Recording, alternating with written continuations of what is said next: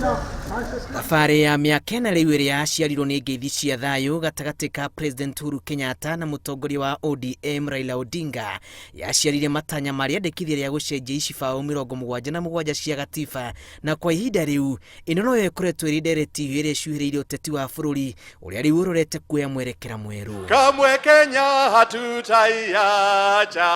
Gĩikaro kĩa acirithania atano a igoti inene kĩigĩte President Uhuru Kenyatta gacũmbĩrĩ-inĩ ka wagarari wa gĩcunjĩ gĩa 6 gĩa gatiba, na kuga Uhuru ahũthĩrĩte hinya wake rĩrĩa ombire na gũtereba thabarĩ ya gũcenjia watho kũgerera BBI. Igoti rĩkiuga itanya rĩa gũcenjia watho rĩbatiĩ kuma kũrĩ mũingĩ no ti mũtongoria wa bũrũri. It is therefore quite clear that what has been presented as a popular initiative to amend the constitution is in reality the president's initiative, which is certainly contrary to Article 257 of the Constitution. Acirithania maugĩte atĩ nĩ mahĩtia kwenda a Kenya macenjie cibao nyingĩ cia watho, na kĩũria kĩmwe torĩa endia a BBI makoretwo makĩendekithia.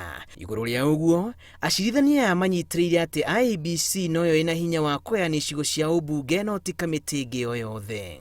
We also conclude that the IEBC Act categorically places the quorum of IEBC for purposes of transacting business at 5 commissioners.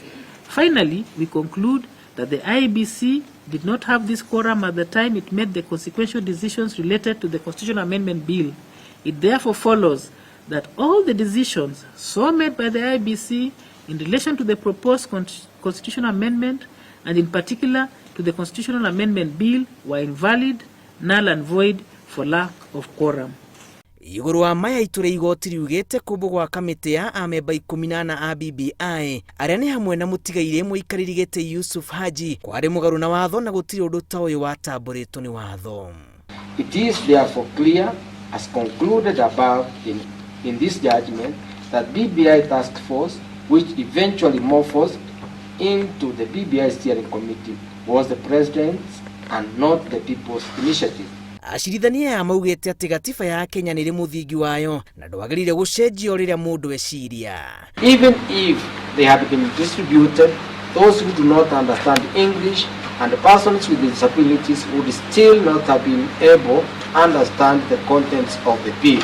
There can be no doubt, therefore, that there was no effort at all on the part of the BBI steering committee to make copies of the constitutional amendment bill available to the public. No mwongereire atĩ harĩ na icibao cia gatiba ngitĩre na hatirĩ mũndũ wagĩrĩire gwĩciria gũcicenjia. Ngĩribotera Inooro TV, njĩtagwo Julius Karĩithi wa Mũnene.